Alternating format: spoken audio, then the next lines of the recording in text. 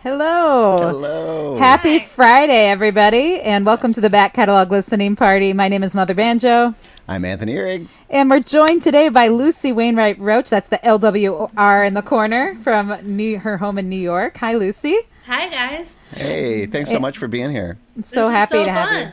I know, seeing real people on a screen. It's so I know. exciting. Well, for all of you out there, looks like Connie's joined us. That's right. It's Friday the 13th in 2020. There's been a few memes about that going around. Don't jinx us, Connie. Yeah, exactly. Whatever is gonna happen, because there's still hours in the day. I will say this. I'm sure is going to be the highlight of my day. So we're happy to be here. And then Alan, of course, has his G&T time down in Texas. Yeah. All right, Alan. And then and then Matt joining us from Urbana, Illinois.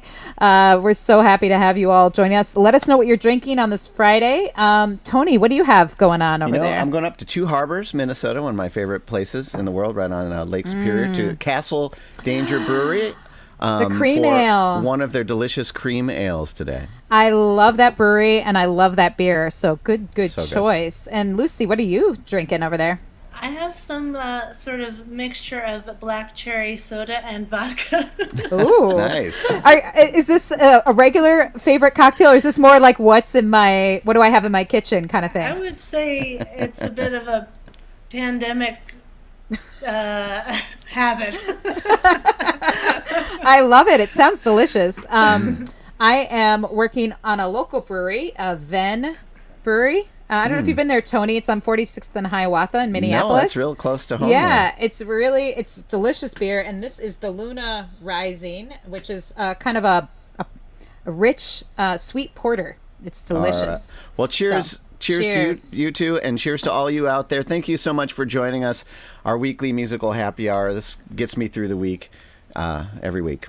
Yeah, and it looks like Brendan's drinking coffee. Anne's joining Yay, us. Brendan. I know him. Awesome. And then Linda from Washington State. And Too I know early to Linda, drink there. too. Well, Hi, this Linda. this is the goal, is to bring everyone together. And Joe has a vodka and ginger ale in honor of John Prine, of course. Yes, indeed. So, well, thank you all for joining us. We're so excited to have Lucy here.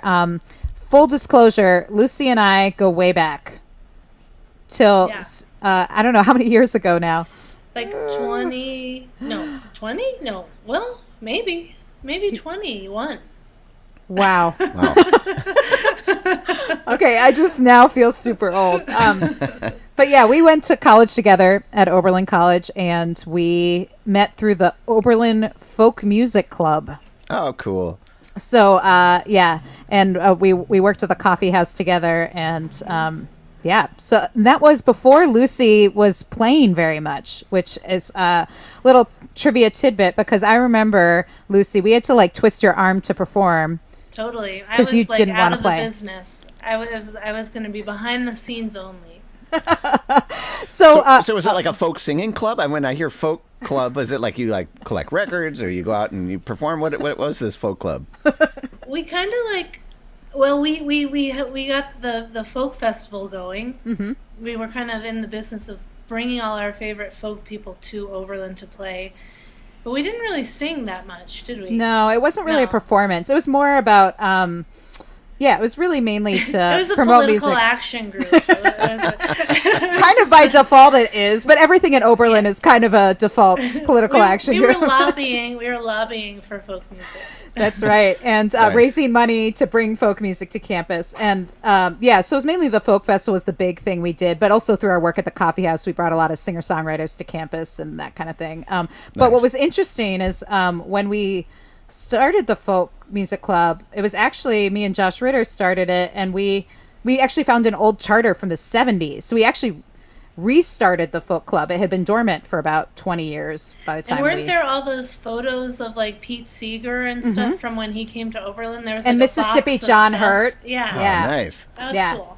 Yeah, so there's a long tradition at Oberlin of folk music, but which we tried to revive, and it looks like the folk festival still, or maybe not this spring, but in general, it's Yeah. been going on ever since. So This All is right. actually the first fall of my entire music touring career that I haven't played at Oberlin.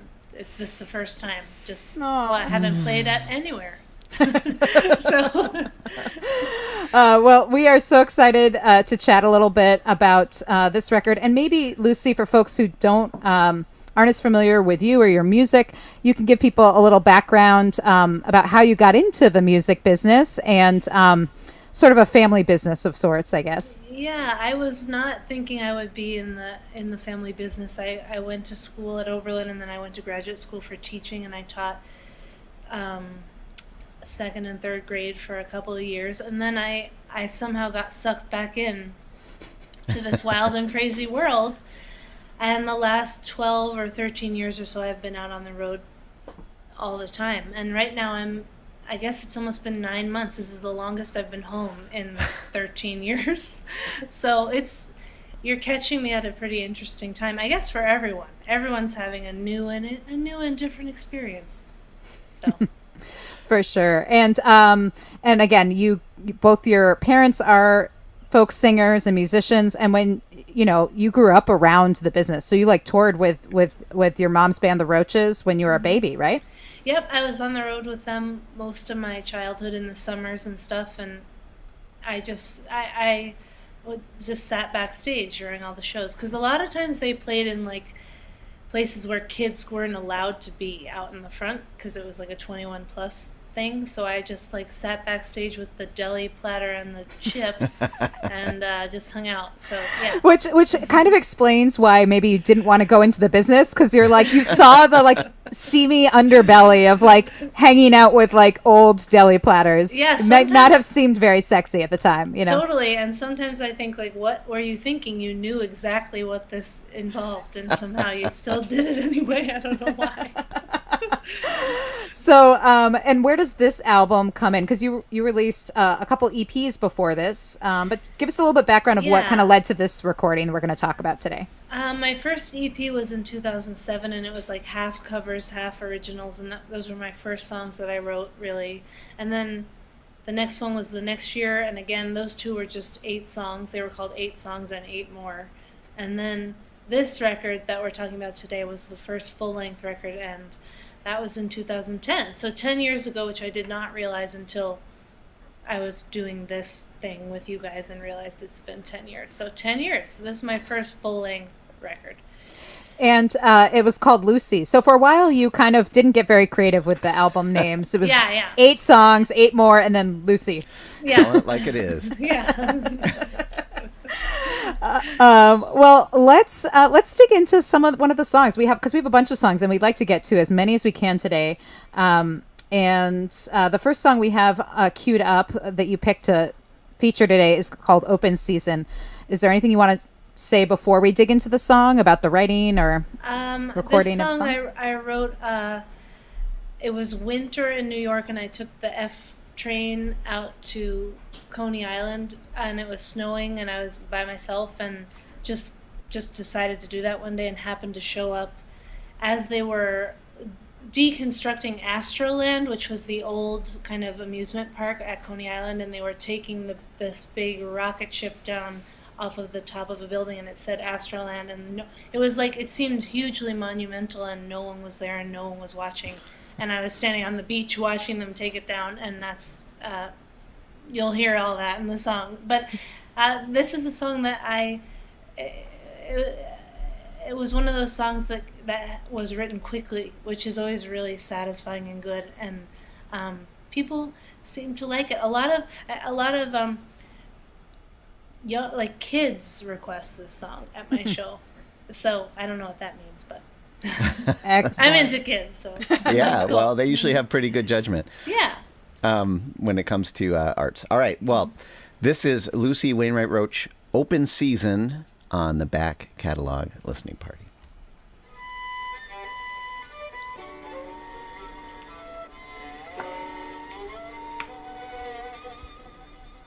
Open season on a broken heart. This is the year they take the summer apart. There is a magic to the carnival arts, and I can hear the sound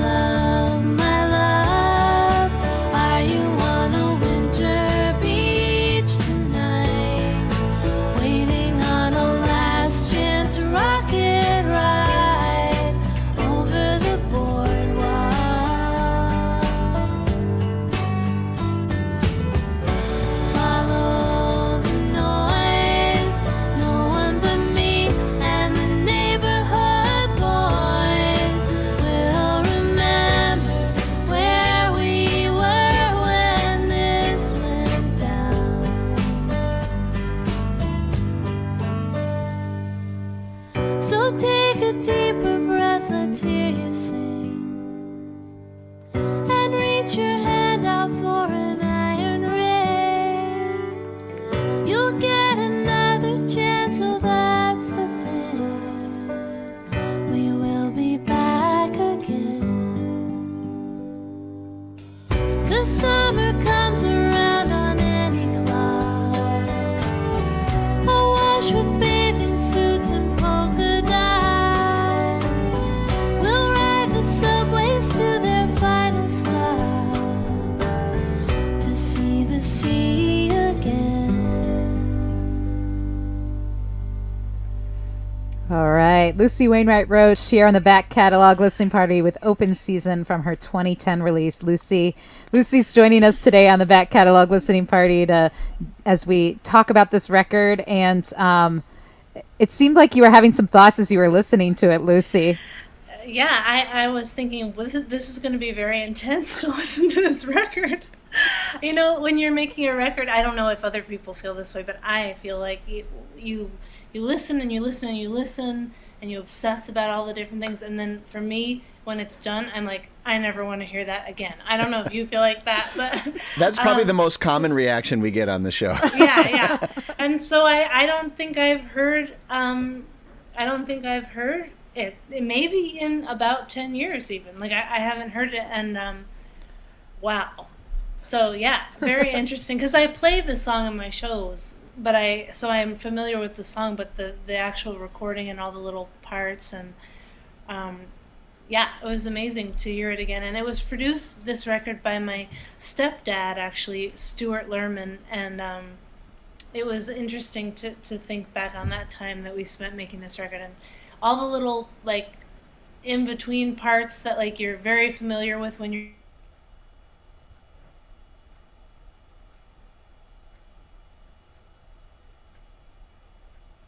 I think we might have. Oh, There we go. you paused for you froze for a second, Lucy. Okay. So you should repeat what you just said. Yeah, in between was- parts. Yeah, all the little in between like melody lines that you were so into at the time, but I've forgotten were even there, and it's cool to hear them again. But also, it's like intense. It takes me back 10 years. Yeah. Well, the I like- sound is really, really amazing. Where was this recorded? It was recorded in Hoboken, New Jersey, just over the river from Manhattan, and my stepdad, you know, I mean, in a lot of ways, he really allowed my work, my career to happen even in any way, because he is a great producer, and he just did he did my first 2 EPs and this record with me, and that was sort of my launching point. And he's a great person to work with, and a great person for singers to work with. Like, he's great at getting vocals and stuff, and so I don't think about it very often, that time period, but hearing it definitely makes me think about it.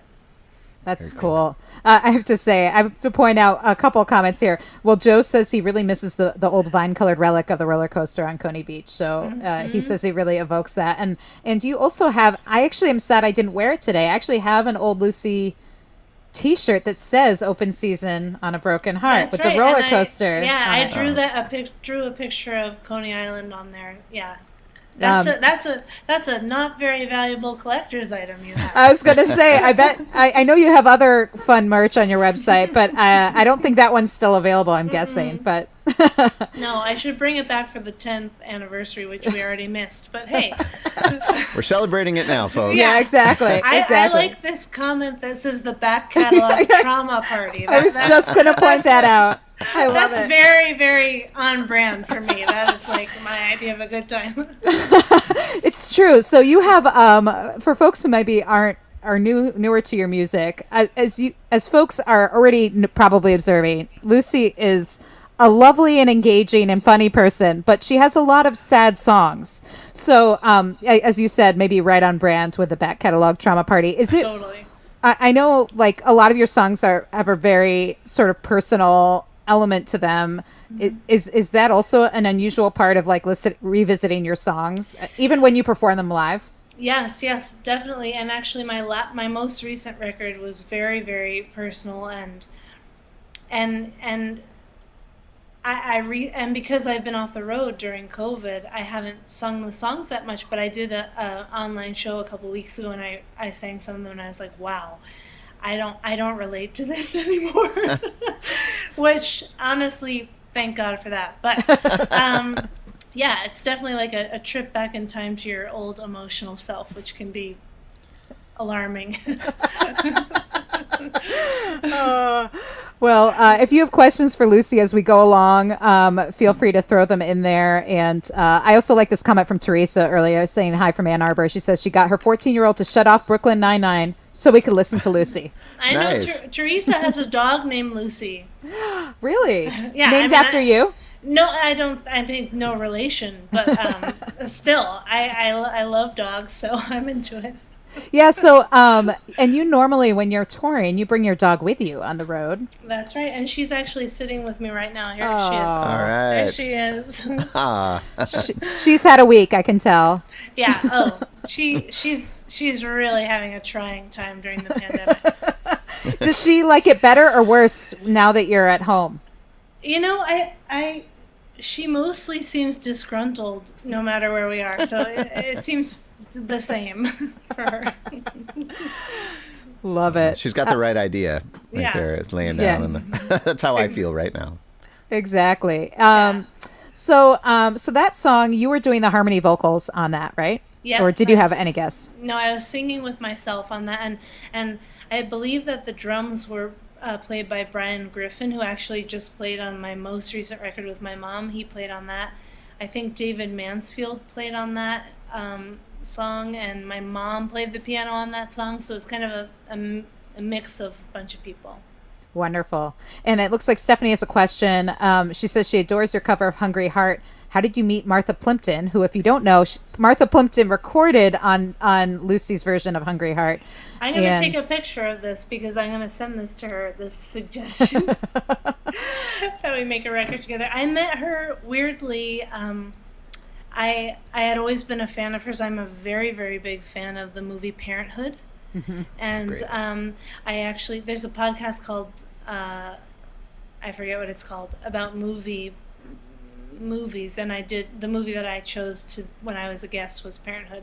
But anyway, years ago I found her on Facebook. I heard that she was making a record of songs from Hair, because her parents met in the original Broadway version of Hair, and I had been singing the song Frank Mills in my shows, and I wrote to her, weird, very bold, out of character boldness for me, and I said, I want to sing Frank Mills on your record. The record never got made, but we became friends, and we've done a few songs together. I've sung in some of her shows, and she came up with the idea to cover Hungry Heart, and she's a great singer and a great friend. It's actually her birthday on Monday. Oh, nice. Well, happy birthday, Martha. Yeah, and don't tell, but I may have written a version of Hungry Heart for her birthday that have different words, but she's probably not watching, so yeah. Excellent. Well, there are a lot of guests that appear on this record, and in fact, some of which, when I posted about this on Facebook earlier this week, Lucy, you were like, oh, I forgot that person was on my record. So this will be a lot of fun because this next track that we're going to listen to is one of the tracks that features some special guests on it. Is there anything you want to say about it before we dive in? No one ever mentions this song to me, ever. Really? Ever. I love this song. Really? Yeah. Well, except for I sang at someone's wedding, I think 2 summers ago, and they asked for this song to be the song, one of the songs that we played. I think I might have played it while the woman in the wedding was walking down the aisle, actually, which I was surprised by. But this was a song that was like a little piece of a song, and we didn't know how it was going to come together. And the guests actually made it. They made it what it is. It was like a little like. Well, actually, my stepdad Stuart. I recall him saying that. When we were doing this song, it was polishing a turd. Wow. He meant it in a loving way. But anyway, Girly Man, Nate and Ty and Doris of Girly Man, they sang on this, and their parts on this song pulled this song together, and they made it happen. My dad also sings on this song, and I think that may be my only record of mine that he sings on. And yeah, but the Girly Man parts really, they made this song happen. So very cool. Great. Well, I'm with Ellen. I thought this was a standout on the record. So Who I'm knew? excited It's a sleeper hit. for everybody to hear. We're going to bring it back. Yes, this is Early Train, Lucy Wainwright Roche on the back catalog listening party.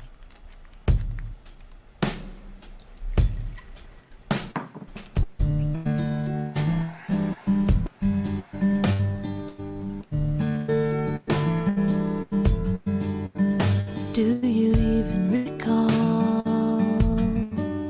I'm sure it started real small, and now the biggest of secrets is there isn't a secret at all. All the plans you made are leaving on the early train. All the plans you made are leaving on the early train. All the plans.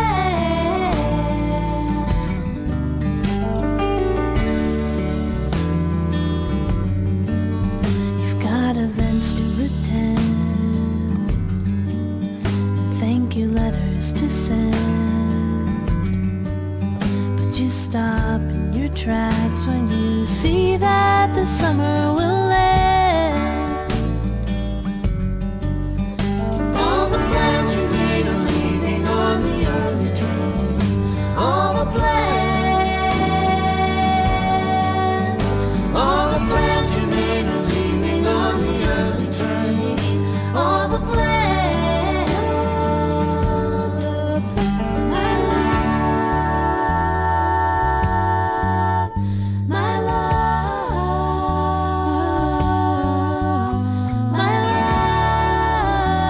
love is stronger than the winter you were frightened of.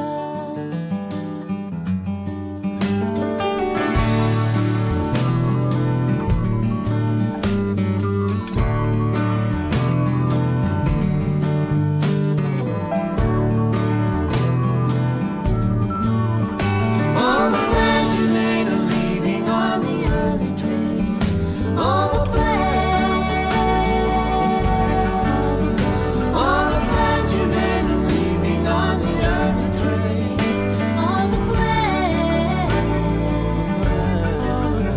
All the plans you made are leaving on the early train. All the plans you made are leaving on the early train. All the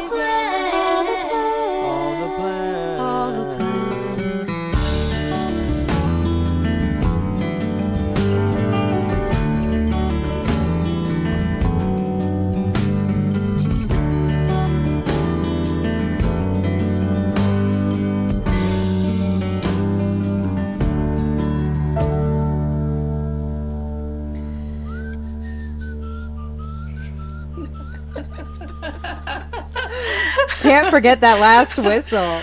I forgot about that totally. That's my dad. That's my dad. But he was actually singing as well, right? It wasn't just He was the singing. whistle. He's singing with me on the chorus at the same time as me. He's singing right with me, and then a kind of distant high up thing. And then another thing I heard in that I'd forgotten is that there's a part at the end where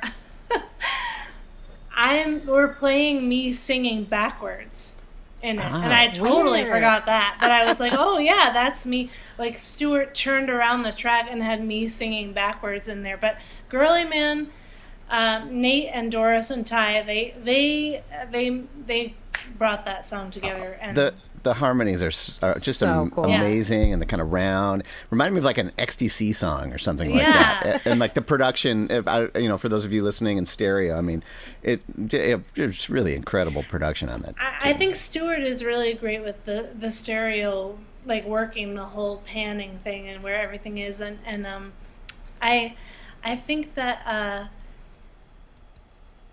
upon hearing that, what I love about it is that a lot of everything drops out and it just becomes I love empty songs. Yeah, and I was just thinking about that because, again, so much of the song is those vocal parts and those layers, and so. And I was trying to remember. I don't know if I've ever heard you sing this live. Do you ever sing this live if you don't have other people to sing it with you? I've never, ever sung it again except for at that wedding. Wow. Really? Wow. No one ever asks for it, so I never sing it. And bring it back, folks. Yeah.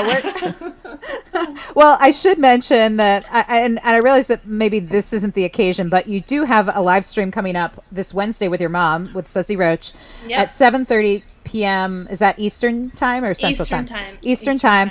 And, you could request it. I don't know if they'll do it because I know that it's mainly to focus on the stuff that Suzy and Lucy have done together. But my mom is a pretty good sport about doing things, so you never know.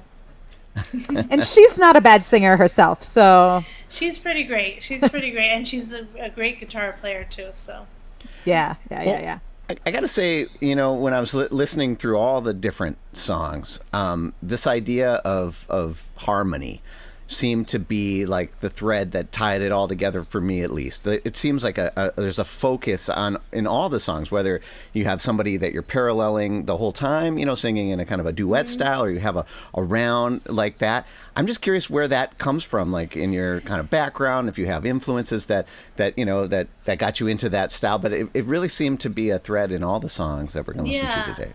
I think that the most prominent thing would probably be my growing up with my mom and my aunts, because their whole show was in 3-part harmony always. And so I sat through all their rehearsals. I sat through all their songs. So it's really drilled into me, the harmony thing. And it's an interesting thing to be mostly a solo touring artist, but have like such a tie to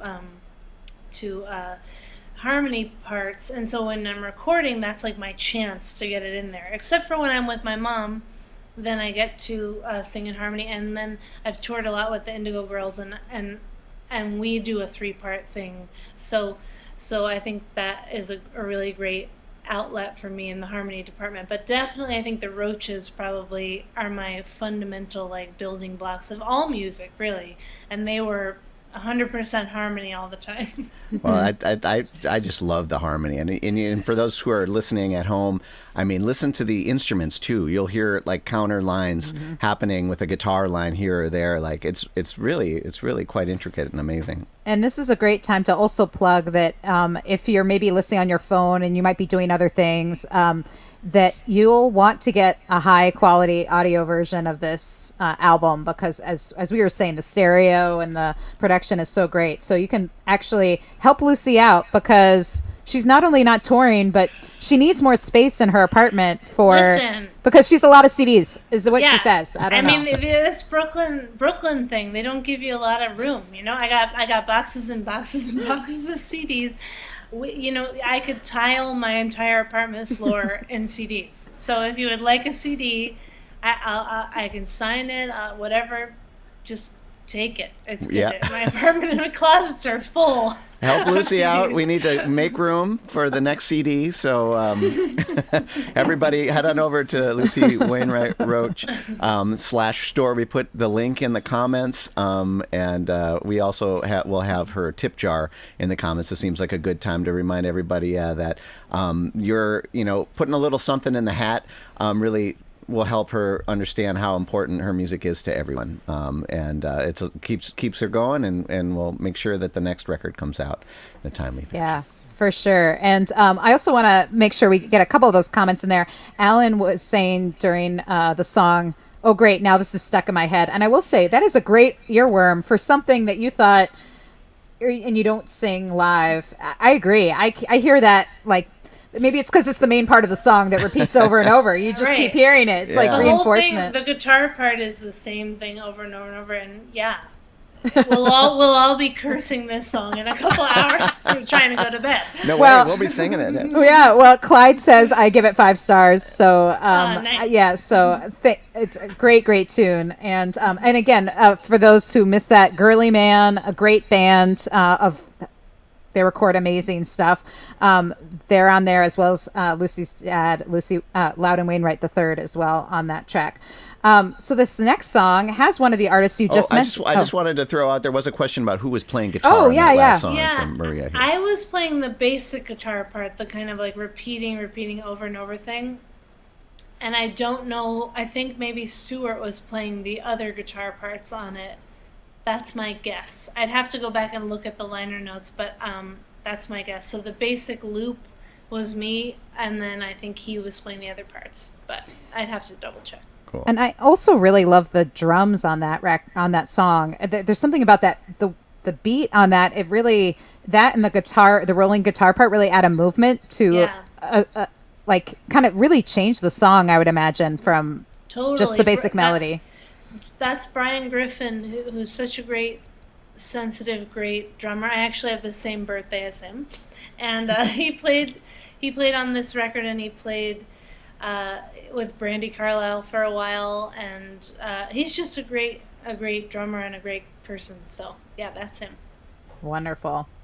Well, really great stuff. And you know, you were talking about singing harmonies and how you love to get to sing harmonies with other people when you can. And have you ever thought of like, oh, maybe I should have a band, or is it like, have you just seen too much of the inside thing of dynamics of a band? I would love to go out with a band. I mean, it's honestly mostly a financial thing, just the what it would cost to bring people with me, but that's why like going out with my mom is a great break from the solo thing, because we get to work out our parts and sing together, and singing with Indigo Girls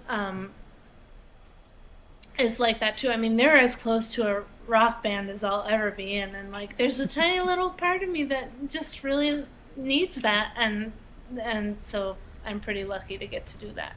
Yeah, and you actually have toured with some bigger rock band outfits, both family members as well as like Nico Case and stuff. Yeah. So you've seen a little bit of that as being the background singer for them. Totally. I love being a background singer. If anybody wants me to be a background singer, I want to do it. It's so fun. It's great. You don't have to like worry about them being the main attraction, but you get to that's what I love about singing in other people's shows, is just like you can just hear the harmonies and come in when it's the right time, and you don't have to worry. And also they bring the audience, so you don't have to worry about that either. Yeah, well, I've always enjoyed when you get to sing harmonies with folks. And you're mentioning the Indigo Girls, and this next track features the Indigo Girls. Yeah. I think. October, and this is... Well, I've been saying this about every song, but I really love this record. Perennially, I go back to this record, especially this time of year. I don't know, not just because of this song is October and we're in fall, but I feel like a lot of the songs have a kind of transition feel, like from summer to winter kind of vibe. Yeah, well, it came out in October, and yeah, that makes sense. Yeah, this song has the distinction of being probably the most, to date, the most cheerful song I've ever written is this. So just hold on to your hats, because this is as good as it gets. Get out the party hats, folks. Yeah. All right, let's listen to it. October, Lucy Wainwright Roche on the back catalog listening party. 1, 2, 3, 4.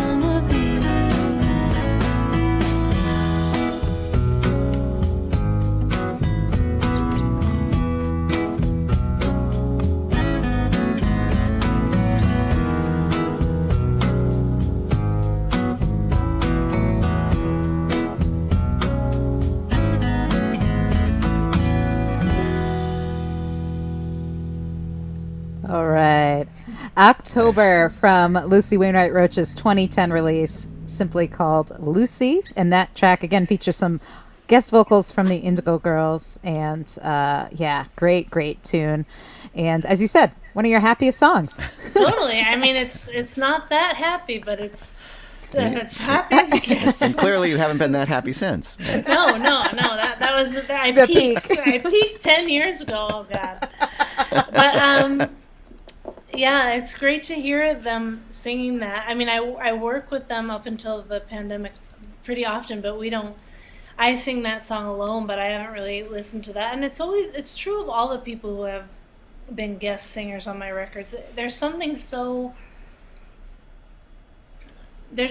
generous about the work that other musicians do as guests on your record, and like hearing them do it, whether it's them or anybody who's sung or added something. Like in that case, we sent it to them and they sent it back, and I remember getting it and listening with Stuart in the studio to what they had sent, and it's very them.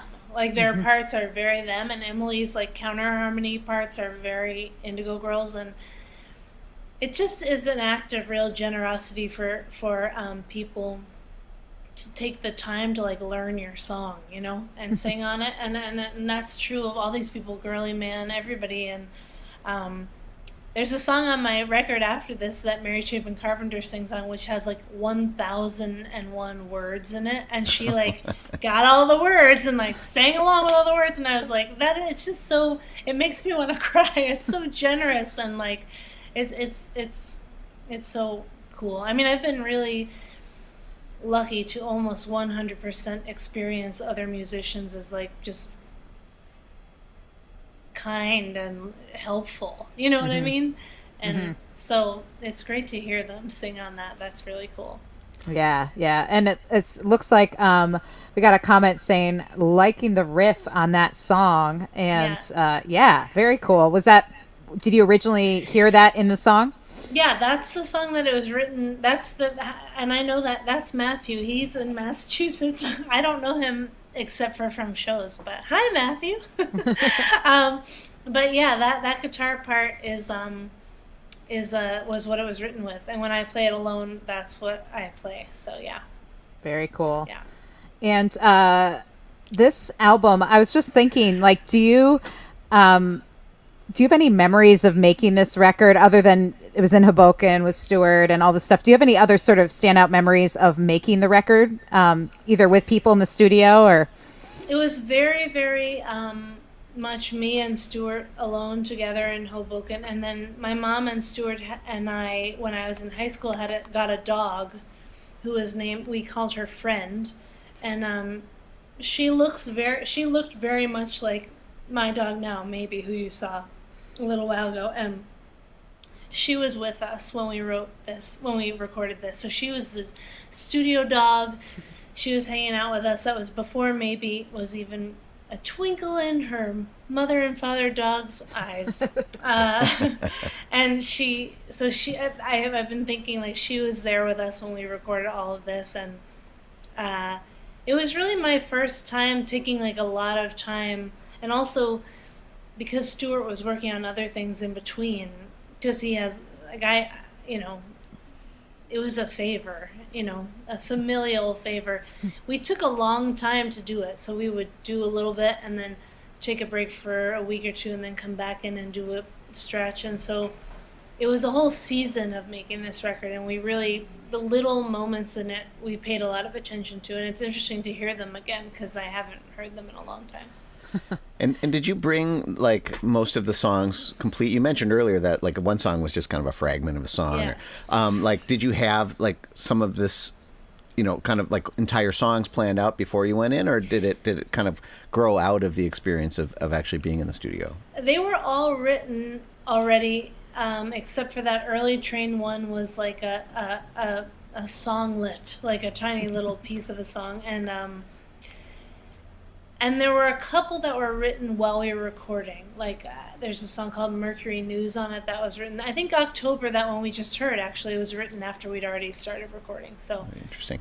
yeah.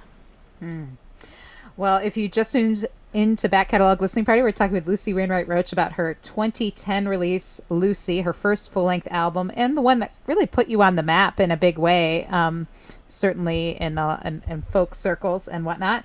And this song, I know from hearing it live, that has an interesting story behind it, Accident and Emergency. Yes, this was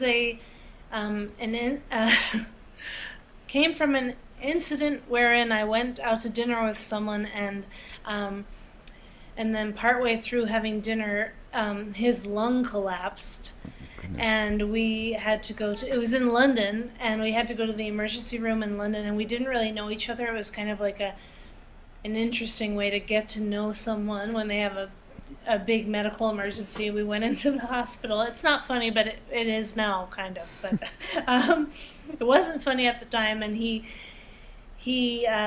ended up having to have surgery, and we spent the whole night in the hospital in London, and I didn't really know him. I had to call his parents in the middle of the night and say, "Hi, your son is in the hospital and he's having surgery." And of course, because they were British, my mother would, if someone called my mother and was like, "Your child's in the hospital," she would be like, "What?"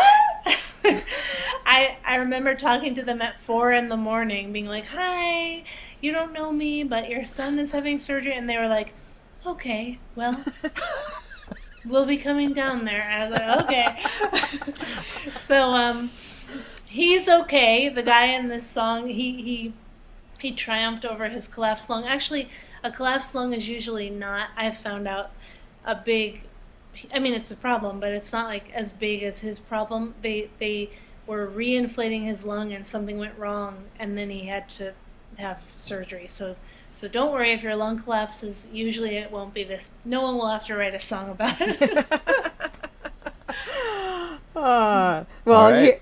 And this has Emily Saliers sings on this with me, and she did a beautiful job. And my aunt Terry Roach, she plays this like interesting like electric dobro instrument on it, which I haven't heard again in like 10 years. So I'm curious to hear what it sounds like now. Awesome. Well, let's take a listen. This is Accident and Emergency by Lucy Wainwright Roche on the Back Catalog Listening Party.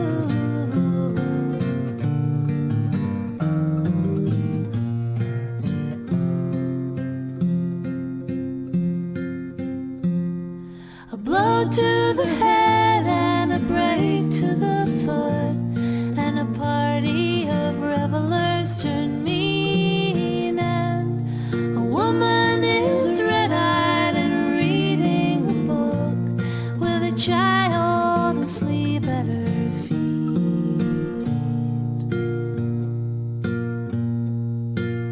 Have you been here waiting long with the others whose evening's gone wrong? Have you been here waiting long?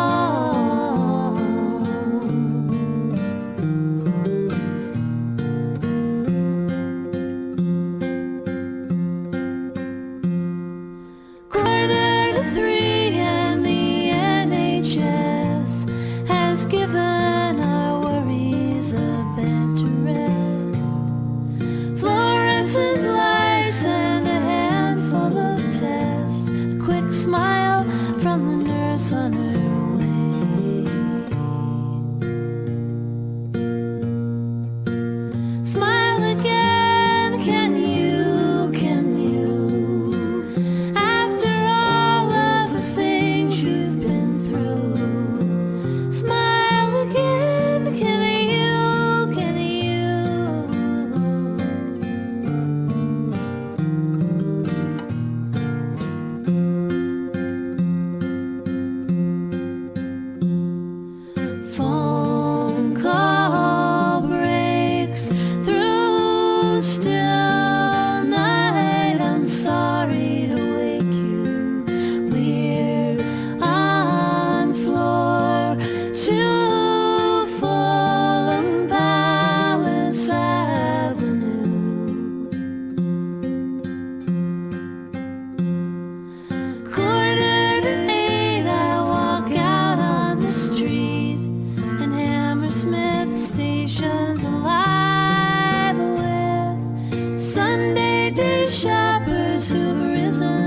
from sleep, just sure that today would arrive. Take good care, my friend, if there's ever a hand I can lend. Take good care, my friend, my friend.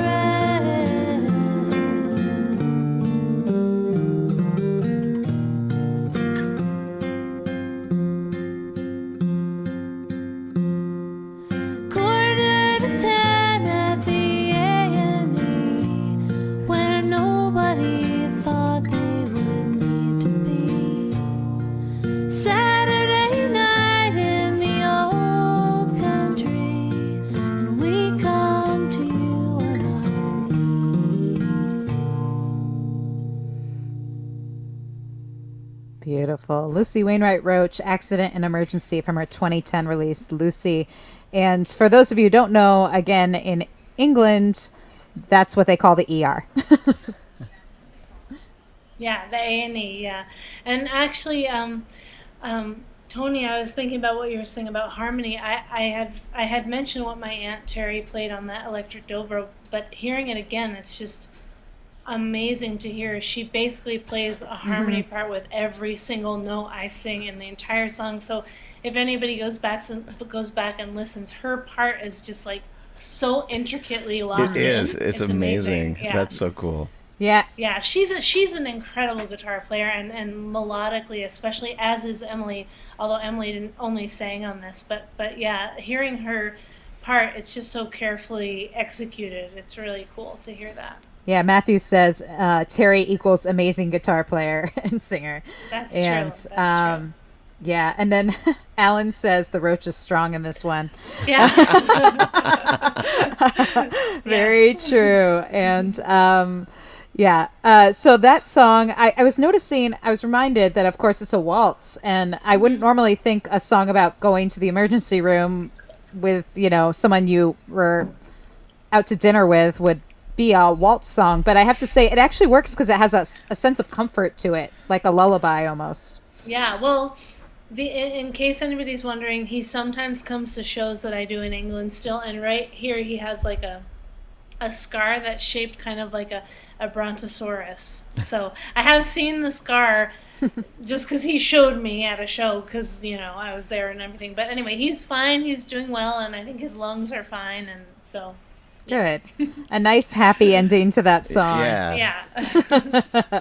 Well, this has been so much fun to have you here, Lucy. And I love that you're wearing, by the way, I don't know if folks can see, she's wearing a Minnesota t-shirt just for us. Yes. Yeah, there you go. And Nice. if you're new to the back catalog listening party, Tony and I host this from Minneapolis, but we welcome people from all over the world, and we invite guests from all over the world to join us, and we revisit old records together, listen to them, talk about them. It's a way of us all reconnecting. And if you like what you hear, you can subscribe to our YouTube channel, like us on Facebook, and we also have a Patreon as well, which you can support if you want to.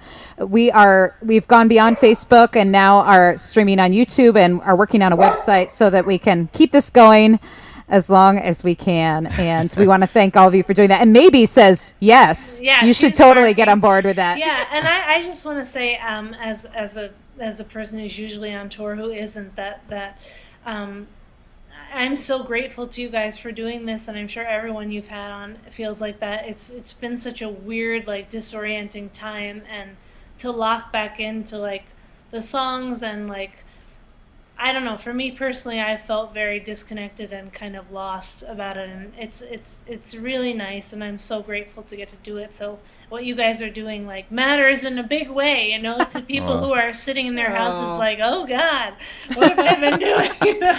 Well, that means a lot to hear that. Thank you. Yeah. And we so appreciate you being here. And I know other people are feeling that, we feel a little less alone every Friday from 4 to 5 p.m. Central Time.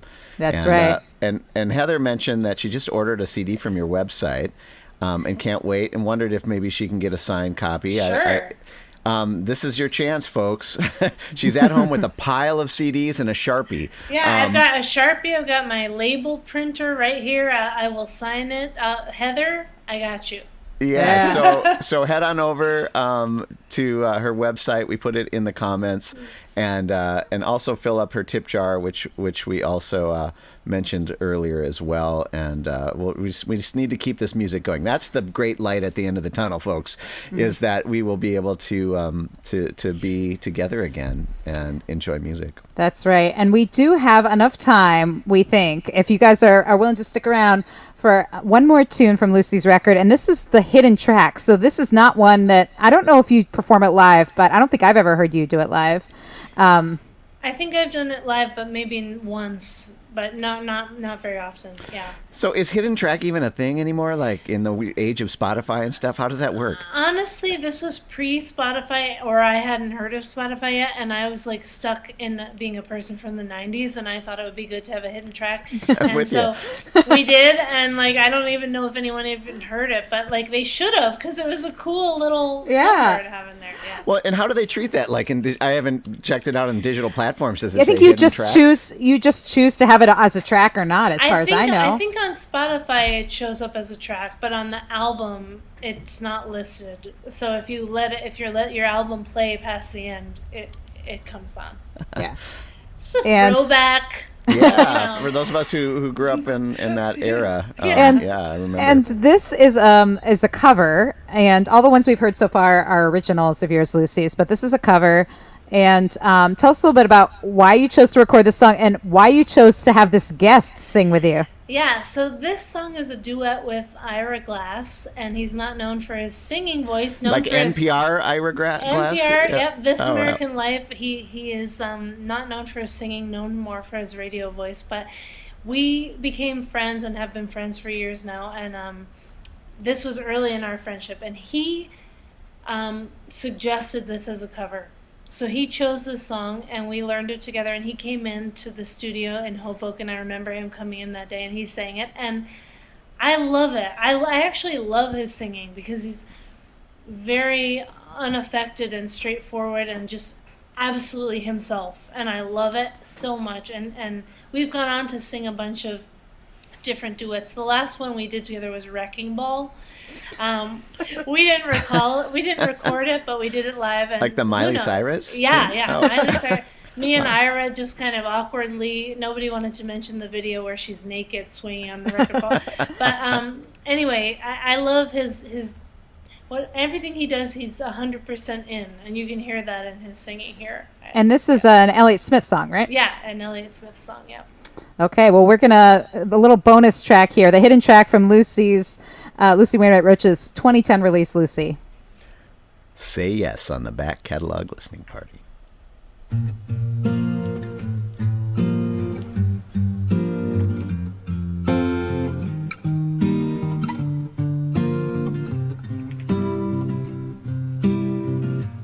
I'm in love with the world through the eyes of a girl who's still around morning after. We broke up a month ago, and I grew up. I didn't know I'd be around the morning after.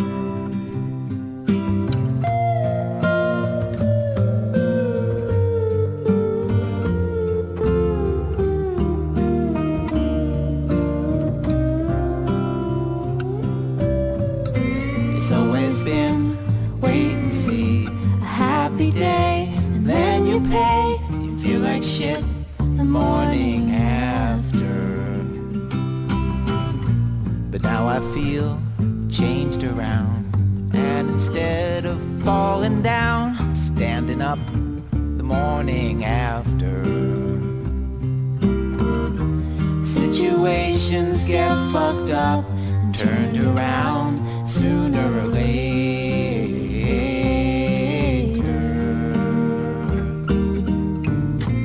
I could be another fool or an exception to the rule. You tell me the morning after. Crooked spin can't come to rest. I'm damaged bad at best. She'll decide what she wants. I'll probably be the last to know. No one says until till it shows. See how it is. They want you or they don't. Say yes. I'm in love with the world through the eyes of a girl who's still around the morning after. All right. Say Yes, the Elliott Smith song, as done by Lucy Wainwright Roche and Ihrig. Awesome. The bonus hidden track from her 2010 release, Lucy. And if you like what you heard, you can order that CD. It's also available on the digital platforms. I don't know if that song is. I'm guessing it is, but Yeah, and it is. and then also I want to make sure we mention this. In fact, Lauren mentioned that she just got a copy of it in the mail. Is that you just released a new record with your mom, Suzy Roche, called "I Can Still Hear You," and Yeah. it's available now. And you guys have a live stream to celebrate it this Wednesday. Yeah, we're playing 7:30 Eastern on Facebook and Instagram and YouTube, and we're gonna get together. We're in a little familial pod, and we've been rehearsing the songs from the record. And I really like the record. It's my favorite one that we've made together. And yeah. And Laura and I saw she got her record. I'm so happy to hear that, because every single record that's sent out goes through my apartment right here. And Nice. you send them out and you just hope that they'll get there somehow. With all this like kerfuffle about the USPS, you're just like, oh, here's your record. So glad to hear it got to you. That's awesome. Wonderful. And again, SuzyandLucy.com to get all of their duo records. And then, of course, Lucy's website to get her own records. Lucy, this has been so much fun to see Yes, you. thank you so much for having me. It's such a great thing that you guys are doing. So thank you so much. Thank you Well, for being here. Yeah, and I know you usually come through Minnesota like once or twice a year. And I was just, again, the memories came up on Facebook recently that it was about a year ago that you were playing a show at the Astor, so and that we were all together. So it's nice that we can keep that alive, even if it's online. Yes, well, my tour dates that involved Minnesota were bumped to next fall in the pandemic. So who knows? Maybe next fall I'll be at the Astor Cafe. We'll see. Yeah, let's do a live version of the back Yeah. catalog listening party. Yeah, from the exactly. That would be awesome. I love Thank you guys it. so much. Yeah, Thank you. and again, we want to thank all of you out there for tuning in, and we want to thank our Patreon supporters. And I don't know, yes, Penny, Ann, Alinda, Bevan, Connie, Vaughn, Alan, Chris, Alex, Becky, Galen, Peggy, and Joe. If you, you want to guys. support the show, you can do that, and we have special after parties, and you get first notice about gigs, and we're planning a special holiday event. So that's how you can get involved in that. But mainly, just keep listening and join us next Friday at 4 p.m. Central for another edition of the Back Catalog Listening Party. Awesome. Yay. Have a Thank you, great week, guys. everybody. Thanks. Cheers. Cheers everybody.